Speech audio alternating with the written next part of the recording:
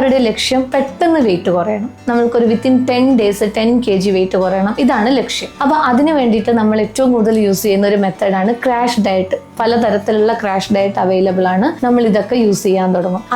അതിൽ വരുന്ന main issue എന്താണെന്ന് വെച്ചാൽ നമ്മൾ അതിൽ റൈസ് ഐറ്റംസ്, ഗോതമ്പിന്റെ പലഹാരങ്ങൾ, ഇതെല്ലാം അതിൽ കംപ്ലീറ്റ് അവോയ്ഡ് ചെയ്തിട്ടാണ് നമ്മൾ ഇങ്ങനെയുള്ള ഡയറ്റ് ഫോളോ ചെയ്യുന്നത്. ചില സമയങ്ങളിൽ സ്കിപ്പ് ചെയ്യുന്നുണ്ട്, ബ്രേക്ക്ഫാസ്റ്റ്, ലഞ്ച്, ഡിന്നർ ഒക്കെ സ്കിപ്പ് ചെയ്യുന്നുണ്ട്. ഈ സമയത്ത് വരുന്ന ഒരു ഇഷ്യൂ, നമ്മൾ കേരളീയർക്ക് ഒരു കാരണവശാലും ലൈഫ് ലോങ് ഈ ഡയറ്റിലൂടെ പോകാൻ വേണ്ടി പറ്റില്ല. എപ്പോഴാണോ നമ്മൾ ഈ ഡയറ്റ് സ്റ്റോപ്പ് ചെയ്യുന്നത്, ആ സ്റ്റോപ്പ് ചെയ്ത് കഴിയുമ്പോഴത്തേക്കും നമ്മൾക്ക് ക്രേവിങ്, അതായത് നമ്മൾക്ക് നമ്മുടെ ശരീരത്തിലേക്ക് വേണ്ട കലോറിയുടെയും കാർബോഹൈഡ്രേറ്റിന്റെ ഒക്കെ കുറവ് വരുന്നത് മൂലം നമ്മൾക്ക് ക്രേവിങ് ഉണ്ടാവാം. അപ്പൊ നമ്മൾ ആ സ്റ്റോപ്പ് ചെയ്തതിന് ശേഷം നമ്മൾ കഴിക്കുന്ന ഫുഡിന്റെ ക്വാണ്ടിറ്റിയിൽ നല്ല വ്യത്യാസം, അത് ഒരു കൂടുതൽ ക്വാണ്ടിറ്റി ആയിരിക്കും കഴിക്കുന്നത്. ഇതുമൂലം നമ്മൾ എത്രയാണോ വെയിറ്റ് കുറച്ചിട്ടുള്ളത്, വിത്തിൻ 10 days നമ്മൾ എത്രയാണോ വെയിറ്റ് കുറച്ചിട്ടുള്ളത്, അതിന്റെ ഡബിൾ ആയിട്ടുള്ള വെയിറ്റ് കൂടാനുള്ള ചാൻസ് കൂടുതലാണ്. വെയിറ്റ് ലോസിന് വേണ്ടിയിട്ട് നമുക്ക് കണ്ടുവരുന്ന ഒരു കാര്യമാണ്, എല്ലാവരും രാത്രിയിലെ ഭക്ഷണം, ചിലപ്പോൾ രാത്രിയിലെ ഭക്ഷണം സ്കിപ്പ് ചെയ്യുന്നു, അല്ലാന്നുണ്ടെങ്കിൽ അതിന് പകരം ഹൈ പ്രോട്ടീൻ അല്ലെ എന്തെങ്കിലുമൊക്കെ ആയിട്ട് ഭക്ഷണങ്ങൾ കഴിക്കുന്നുണ്ട്.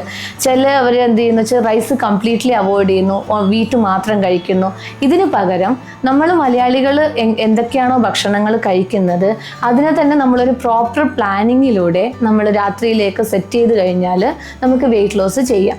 ഫോർ എക്സാമ്പിൾ, ഇപ്പം നമ്മൾക്ക് ഒരു ദിവസം വേണമെങ്കിൽ ചെറുപയർ പുഴുങ്ങിയത് കഴിക്കാം, നെക്സ്റ്റ് ഡേ റൈസ് കഴിക്കാം, നെക്സ്റ്റ് ഡേ വേണമെങ്കിൽ നമുക്ക് ഗോതമ്പിൻ്റെ ഭക്ഷണങ്ങൾ, മില്ലറ്റ്സ് നമ്മൾക്ക് ഉപയോഗിക്കാം. അങ്ങനെ ഓരോ ദിവസവും നമ്മൾ ലൈറ്റായിട്ട് ചെറിയൊരു ക്വാണ്ടിറ്റിയിൽ different types of food items include ചെയ്തിട്ട് നമ്മൾ ഡയറ്റ് മുന്നോട്ട് പോവുകയാണെങ്കിൽ അത് വെയിറ്റ് ലോസിന് സഹായകമാകും.